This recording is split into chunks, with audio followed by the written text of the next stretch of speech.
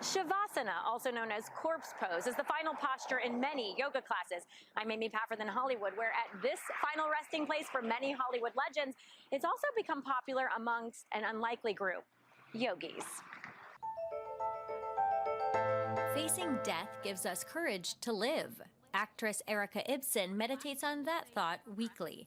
Every Saturday, she comes here to Hollywood Forever Cemetery, not to visit a deceased relative, but to teach yoga. It's such a special place. You feel connected. Judy Garland's here. So many. Toto. This is like practicing yoga on the back lot. The Montana-born yogi first found the practice in 2013 and immediately knew she would eventually teach, but never thought it would be next to a mausoleum. But the year she got certified, the pandemic hit. In a mecca of yoga, no studios were open. And so I was like, okay, well, let's go outside. How do I create safe distance?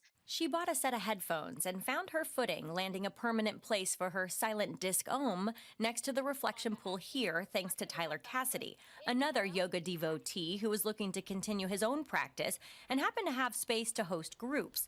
Tyler co-owns this historic landmark. He lost 2 loved ones at the beginning of the pandemic and started these daily classes as a way to process his own grief. Many of us needed that being together and being with humans. People who were just working from home also needed it. And there were other grieving people. And it's not that we talk about it, it's that in many traditions, you just need to be with others to heal.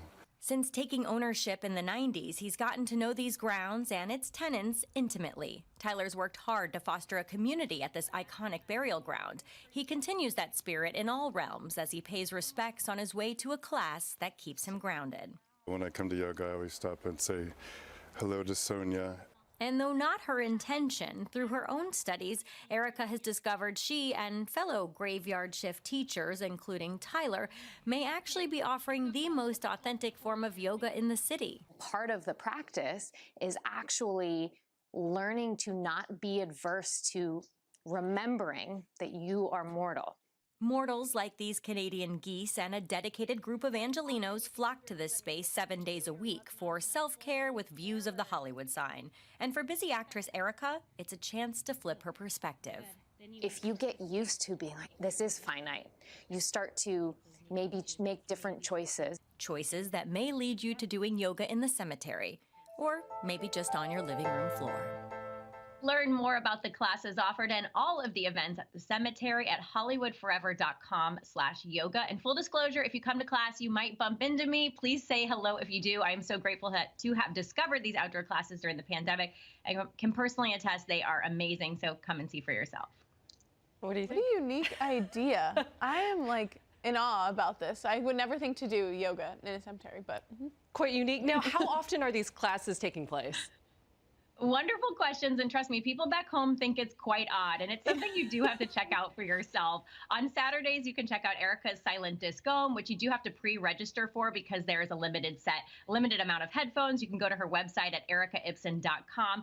The rest of the week, you can just show up. Classes are donation-based. Tyler teaches on Tuesdays. Mary is there with Soul Sundays. They're outside on the lawn unless it's raining or dips colder than 50 degrees. But Tyler said they recently remodeled the mausoleum so they can host folks on cold and rainy days, and yoga is here to stay at the cemetery.